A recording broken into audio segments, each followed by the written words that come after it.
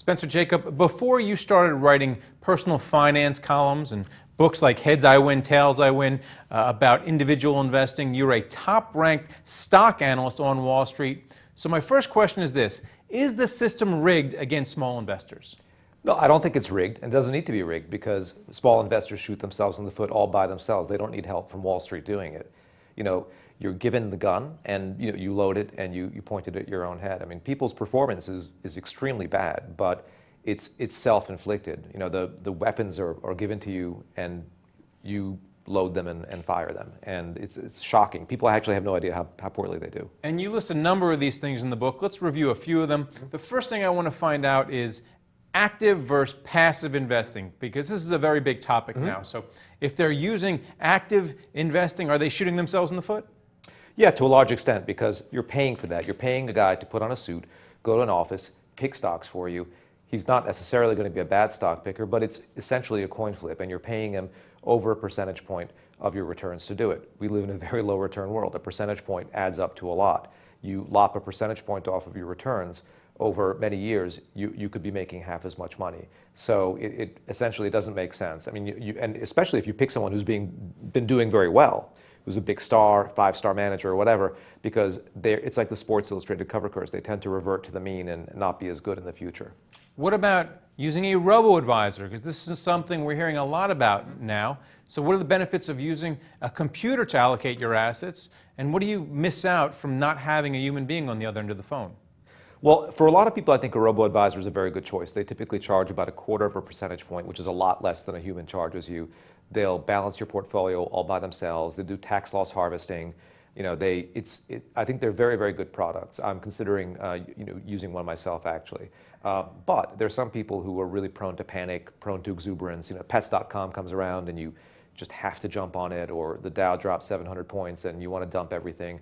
And a robo-advisor won't stop you from doing something dumb like that. And if you need a kind of a psychiatrist on the end of the phone, then what you pay for a fee-only advisor really may be worth it. And do you need fancy products like liquid alternatives, or maybe even going to a high-profile hedge fund? Is that good for investors? No. My book is called Heads I Win, Tails I Win. There's a chapter about those products, and it's called Heads I Win, Tails You Lose. I don't think that those are good products at all. I mean, they're basically, you don't need it as an individual investor. You know, if you're a big pension fund and you want to diversify and you want to pay a hedge fund manager to do that because you have all these kinds of investments, go ahead and pay for it. I think they're figuring out too that it's not very good value mostly for these hedge funds. But as an individual, I see absolutely no reason. It's just marketing. And right now, individuals can't find yield or steady income in this market. In your book, you talk about investors should not reach for yield. They should not, if they see a 10% coupon, they should not automatically get it because it looks like a good return. Talk about why smart investors fail because they reach for yield. That is a gigantic mistake, and especially now. I mean, a year and a half ago, it was MLPs and royalty trusts. You know, people are down 60, 70, in some cases 100% in these products. Whatever, pays a very, very high return, and I can tell you many personal cases of this, there's a lot of risk embedded in it. You don't get something for nothing.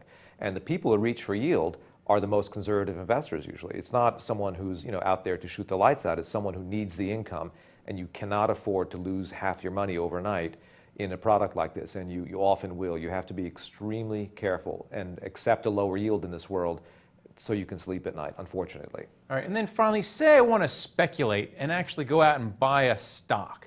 When should I do this, and how should I choose that stock? You know, I really don't recommend people going out and rolling the dice and going for a stock. But if you need to get that out of your system, then take a small percentage of your savings that you will not, go back and dip into the rest of your savings. If you absolutely have a great idea, go ahead and buy it. But let me tell you that the more exciting stocks that you've heard of, the next Apple, the next Microsoft, the next whatever, you're more likely than not to do poorly in investments like that. The ones that people are talking about at the water cooler tend to be, unfortunately, the worst stocks. You may run into a good one, and you may think you know something, and you go for it, but certainly don't bet your nest egg on it. Bet a small part of your nest egg that you can afford to lose and learn a lesson from. All right, well, thanks a lot, Spencer. Thank you. And thank you for watching The Street.